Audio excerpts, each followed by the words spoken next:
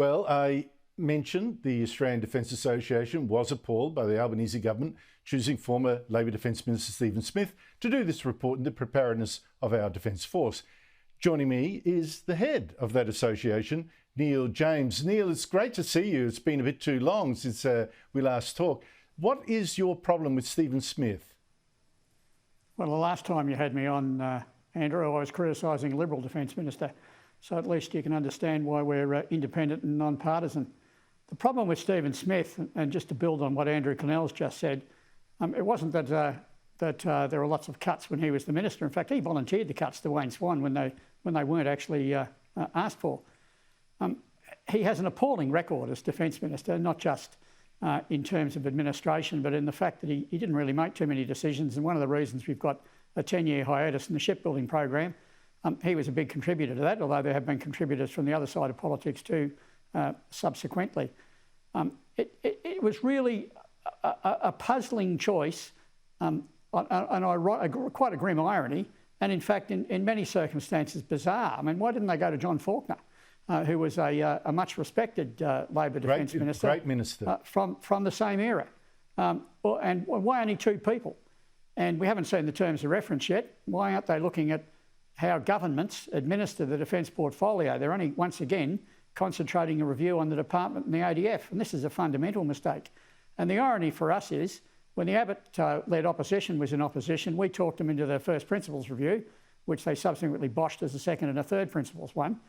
And they wanted to put Peter Riff on their committee of review, and we said, that's nonsense. You can't have a defence minister on it because they'll just be into legacy protection. And after a lot of toing and froing, we had to put up with having Robert Hill replace him. Having a former minister from either side of politics on a review of this nature isn't healthy. When that former minister also has serious responsibilities on his hands for the pickle that we're now in as a country, it's just a laughable proposition. And we're reluctant to look, to cooperate. I totally agree with you. Neil, you're quite right too to point out that you've been criticising both sides of politics. Both sides of politics. But pretty much the same mistake. This is not an issue that comes from just a couple of years ago. It comes from both sides. We are in this pickle of not having the proper weapons to defend ourselves and the quantities to defend ourselves because both sides have been asleep at the wheel for, look, a couple of decades. Now, we do need this review, in my opinion, I think, or a review, not necessarily with these two people, as you suggest, but why do you think we need and what do we need? Well, I think Angus Houston summed it up quite well, as indeed did the Prime Minister. I mean, our strategic circumstances have deteriorated to an extent that we haven't seen for a very, very, very long time. And, you know, the great Australian complacency took over to an extent after East Timor. We all learnt the lesson of what had happened with the massive cuts through the 80s and 90s. There was a bit of a rebuild in the early 2000s up to about 2008. And then once again, the great Australian complacency set in again. And we're in a similar, we're not in a 1938 situation, but we are financially. I mean, you know, that we underfunded the Defence Department all the way through the 1920s and 1930s, and then wondered why in the 1940s, when we had a war, we couldn't actually field a tank capable of modern battle till April 1942.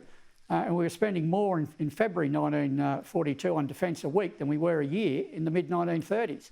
Now, we're not in quite that situation now, but we're certainly well within strategic warning time. It's quite a very worrying situation, and we need to start addressing it. Now, the risk with Stephen Smith Neil, is his solution would probably be cuts. Neil, I'm very glad to hear you say, well, you don't think we're in the 1938 situation. Sometimes I feel we are, but you may know more about this than me. I'm going to take that to the bank. Neil James, thank you so much for your time.